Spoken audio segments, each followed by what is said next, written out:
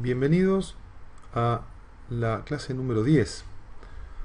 En esta clase vamos a hablar sobre un tema nuevo, que es el jaque.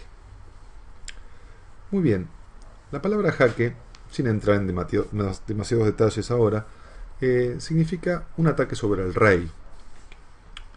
Digamos que en un partido de ajedrez lo importante no es comer piezas, sino el objetivo final de un partido de ajedrez siempre es tratar de atrapar al rey adversario y de esa manera la partida se gana. Hay un nombre técnico que es las palabras jaque mate, que significa justamente cuando el rey está atacado y no tiene escapatoria.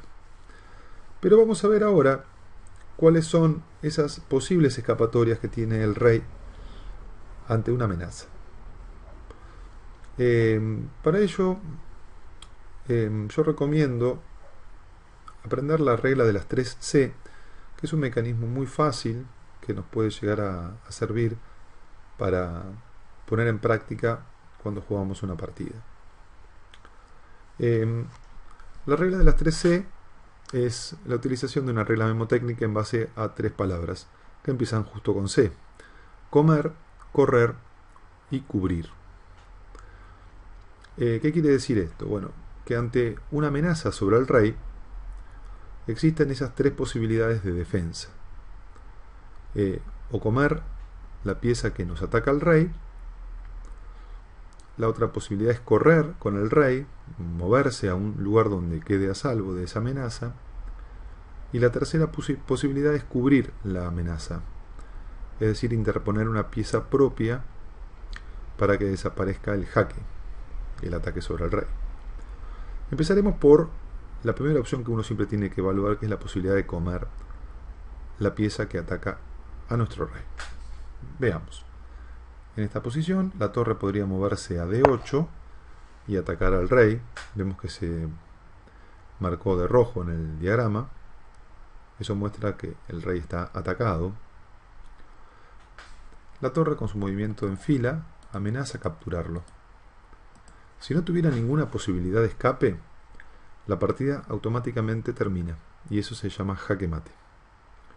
No importa si uno tiene más piezas que el otro o menos piezas que el otro, porque el objetivo del ajedrez es capturar al rey adversario. Sin embargo, en este diagrama podemos apreciar que las negras disponen de una de las 3 C para eliminar la pieza que ataca, en este caso. Es con la C de comer, ¿sí? El rey no podría capturar a la torre porque está muy lejos. Ninguno de los peones negros tampoco lo podría hacer, pero sí, como puede apreciarse con facilidad, el alfil en diagonal sencillamente captura a la torre y automáticamente desaparece la amenaza. Vamos a ver una segunda opción o diagrama donde aparezca un ataque sobre el rey negro en este caso. Por ejemplo, si yo muevo la torre a G8, le hago jaque al rey por la fila, y ante esta amenaza el rey no podría moverse ni a C8 ni a A8 porque está la torre atacando toda la fila. Tampoco podría moverse ni a A7 ni a B7 porque está esta otra torre atacando y controlando la fila número 7. Pero sencillamente las negras disponen de la captura del rey a la torre, y de esa manera, usando la C de comer, el rey se escapa de la amenaza planteada por el blanco y la partida continúa. Bueno, una de las C ya la hemos visto, nos quedan las otras 2 C. Vamos a empezar por la C de correr. Acá en el diagrama observamos al rey, que puede ser atacado por la dama blanca, y en este diagrama claramente no hay ninguna pieza que puede capturar comer a la dama, ¿no? Sería ilegal cualquier intento por capturar a la dama blanca. Pero la otra C, la C de correr, veremos que la podemos utilizar en este caso. Es correr con el rey, es mover al rey a un lugar que quede a salvo. Y en este caso es muy sencillo de observar que hay un casillero a donde el rey puede correr y salvarse del ataque de la dama. Casillero H7. Y de esa manera desaparece el jaque y la partida continúa. Otro ejemplo podría ser en esta posición, luego del ataque de torre C8, que le hace jaque al rey. Vemos que el peón para atrás no puede comer y que también sería inútil intentar capturar a la torre con cualquier otra pieza del negro. Por su parte, si el rey quiere correr al casillero C8 no puede porque está el alfil y la misma torre. Si quiere mover al casillero E8 no puede porque está la torre. Pero le queda la opción de correr el casillero D7. De esta manera se sale de la amenaza de la torre y la partida continúa sin inconvenientes.